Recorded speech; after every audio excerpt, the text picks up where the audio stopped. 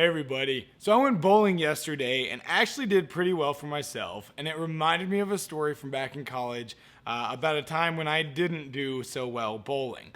So senior year of college, right before we graduate, our school rented out an entire bowling alley for the students to use, for the seniors to use, as a celebration before we graduate. So I went with like 5, 6, 7 of my friends, and we got the farthest to the left, the farthest over lane, like lane one of like 30. This whole place is absolutely packed. We're all the way over. We're bowling. I'm not doing so hot. I'm joking around with the guys with me, and I tell them that I'd be doing a lot better if I had their encouragement. And so I like jokingly start a slow clap. Well, those like 6 guys actually start doing the slow clap. So I start laughing. I turn around to walk up to bowl, and as I'm walking up, I start to hear that this slow clap is growing. And by the time I am bowling, the entire alley is slow clapping for me to throw the ball, to bowl.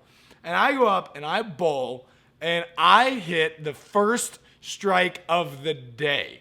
This is like to get 80 pins after, 9 frames or something. Not doing too hot. And everybody in the alley goes absolutely nuts. Just crazy, just goes wild. And I'm laughing. The people I'm with are laughing. I go back, we start talking, and a few people come up to me and they say, "I can't believe we just saw that happen."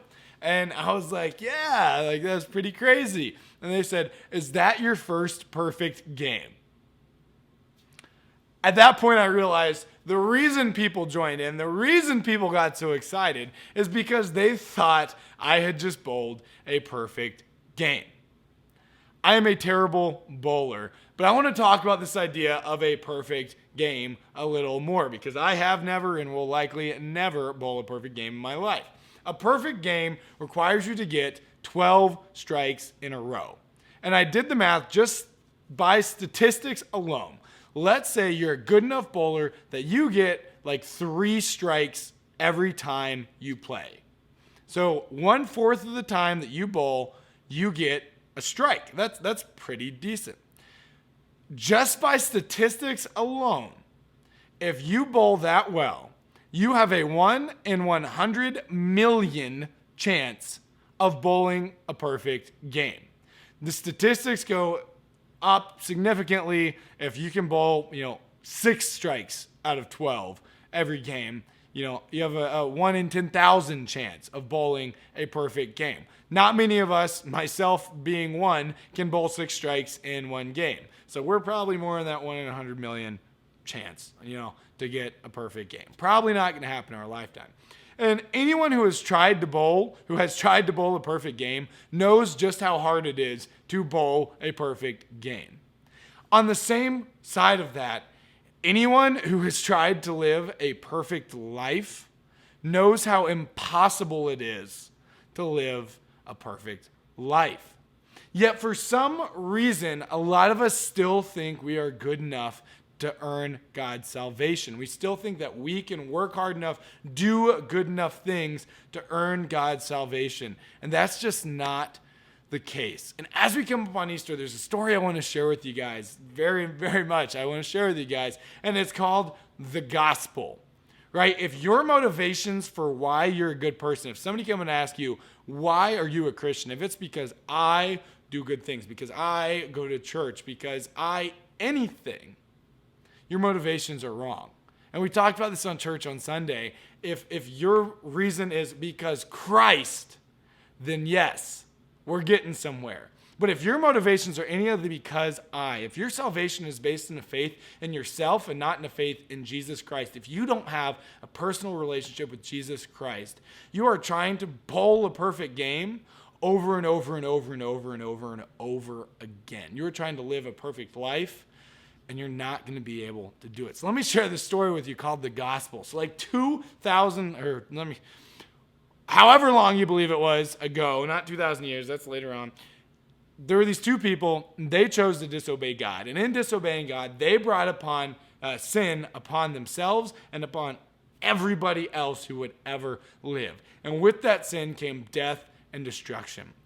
But God didn't leave them. He didn't say, you disobeyed me, failed experiment, wipe them out. He didn't do anything like that. What God did is he said, I am going to save you guys. I'm going to give you an opportunity to become pure, to come close to me again, knowing that they can't do it on their own.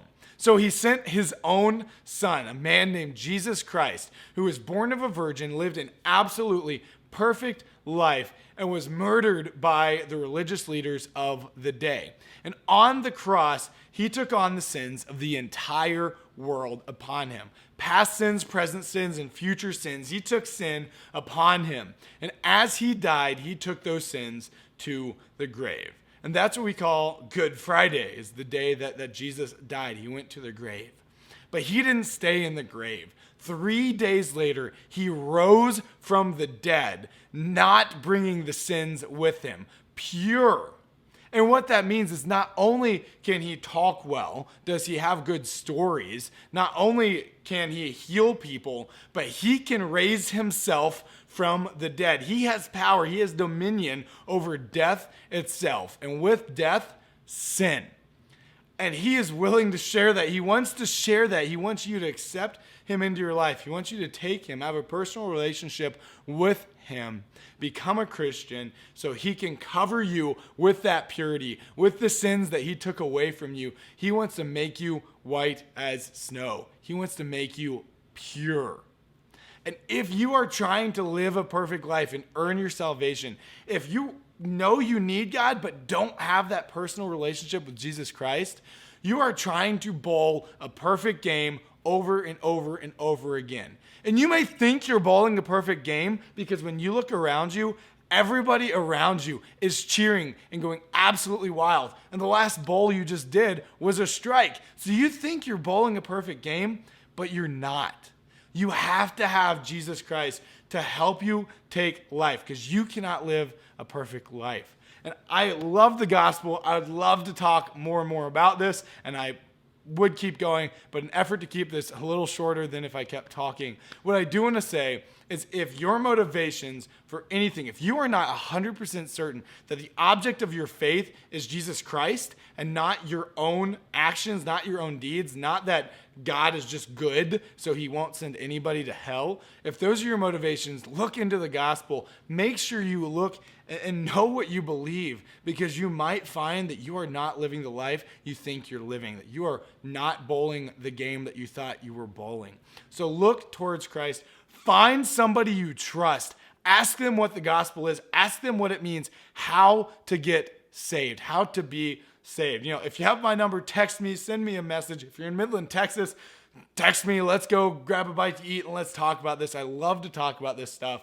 But if you are living your life for you, that you can bowl a perfect game, you are not living the life that you think you are. You are not going to be able to do it on your own. Let's enjoy the fact that this weekend is Easter, and that Easter is the pinnacle of this gospel story, of this good news, because it's when Jesus not only rose from the dead, but he left sin behind, and you can accept that. You can take that. You can have Jesus' covering over your life. So do not delay. Let's enjoy this Easter, and let's celebrate it for what it is, that Jesus took the sins that we could not get rid of. So reach out, find somebody, evaluate your own life, and make sure you have that relationship with Jesus Christ. Make sure you have that salvation from God.